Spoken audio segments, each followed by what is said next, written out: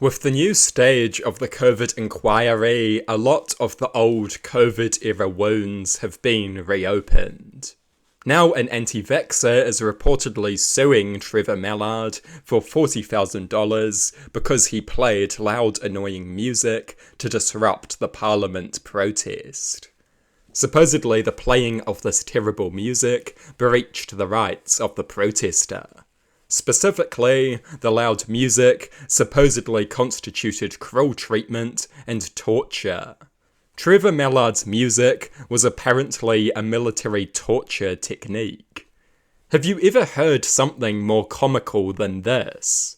Supposedly, it is a child suing Mallard, but I imagine their parents are the driving force behind this.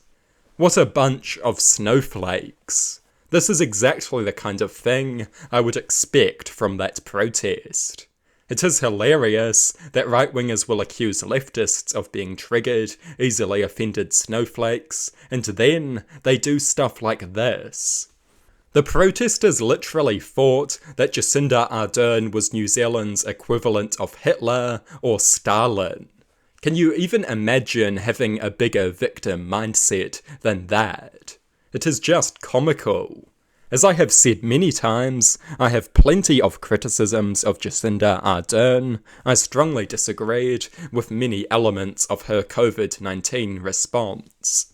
But the amount of people who were consumed by a hysterical victim mindset defied comprehension.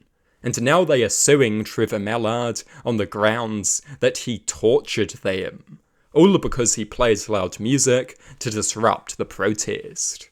What an absolute joke. And comparing this to military torture techniques. The US military has been known to tie people up in pitch-black cold rooms before playing deafening music for extended periods of time.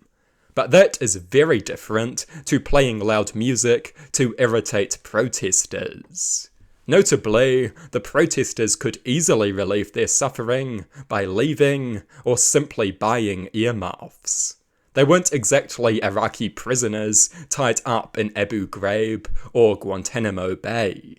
They were there voluntarily and could have easily escaped this supposed torture. I think that is a notable distinction. But of course, the victim mindset of these people makes them incapable of recognizing even the most obvious distinction. I am fine with people criticizing Jacinda Ardern. I am fine with people criticizing the response to the Parliament protest. But you can do that without becoming a hysterical clown with a massive victim mentality. Jacinda Ardern was not a tyrant or a dictator. She resigned voluntarily, for God's sake. If she was a dictator, the Parliament protesters would have been gunned down in their masses. Or more realistically, they would have all been disappeared before the protest was even organised. Some people have no conception of just how lucky they are.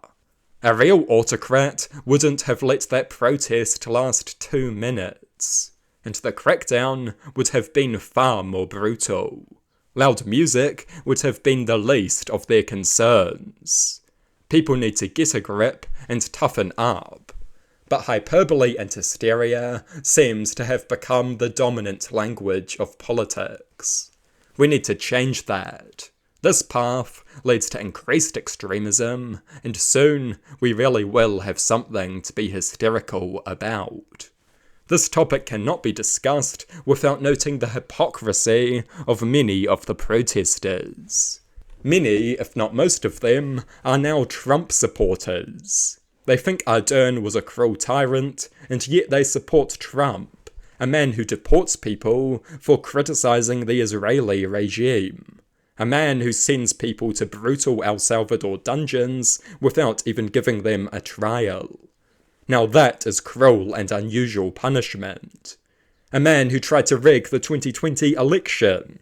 Trump called a Republican state official and told them to find votes for him. Trump pardoned cop-bashing rioters who tried to violently overturn the election result. Can you even imagine him resigning? And the idiot right-wingers worship him while pretending that Jacinda Ardern was a tyrant. These idiots are utterly disconnected from reality.